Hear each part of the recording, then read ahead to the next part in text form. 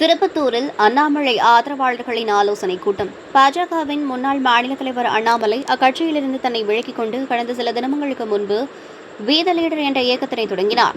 தொடங்கிய நாள் முதலே அவரின் ஆதரவாளர்கள் அவ்வியக்கத்தில் தங்களை உறுப்பினர்களாக இணைத்துக் கொண்ட வண்ணம் இருந்து வருகின்றனர்.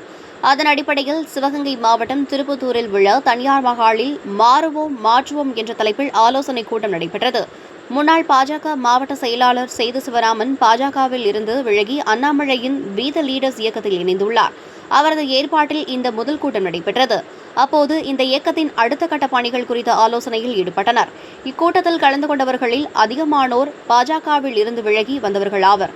தொடங்கப்பட்டுள்ள இயக்கத்தில் அதிகப்படியான உறுப்பினர்களை சேர்ப்பதற்கான வழிமுறைகள் குறித்தும் மேற்கொள்ள வேண்டிய நடவடிக்கைகள் குறித்தும் விவாதிக்கப்பட்டது.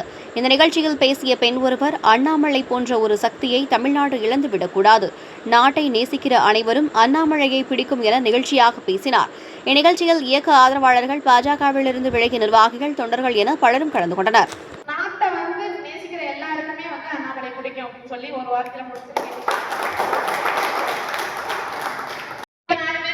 சொல்றேன்ல, இப்ப அவங்க எல்லாம் என்ன பண்றாங்க, அண்ணாமலை பத்தி நிறைய சர்ச் பண்ணாங்க.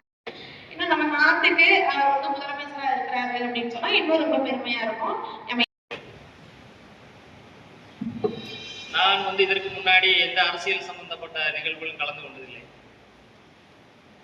முதல் முறையாக நம்ம நரேந்திர மோடியினுடைய நடவடிக்கை, அவருடைய செயல்பாடுகளை ஈர்க்கப்பட்டு பிஜேபி அப்படின்னு ஒரு கட்சியில ஓட்டு போட்ட மட்டும் தான் போவேன், மற்றபடி நான் வரைய வந்ததில்லை.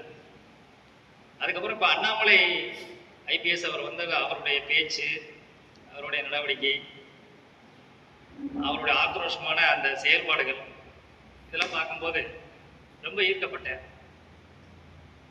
அதனால அவர் ஆரம்பிச்ச இந்த இயக்கத்தில் நம்ம உடனடியாக இணையணும் அப்படிங்கிற ஒரு இதில் வந்துருக்கு. எல்லாரும் இணைந்து செயல்படுவோம். நன்றி. நம்ம தலைவர் அண்ணாமலை பிஜேபியில இருந்து ஒதுக்கப்பட்டு அவர் எந்த உதவான ஒரு இதில் ஒதுக்கப்பட்டப்ப நாங்களே மன உளைச்சல் தான் இருந்தோம். நான் ஆக்சுவலாக பிஜேபியில தான் இருந்தோம். நான் என்னுடைய இது நான் சிஆர்பிஎஃப்ல இருந்து ரிட்டையர்.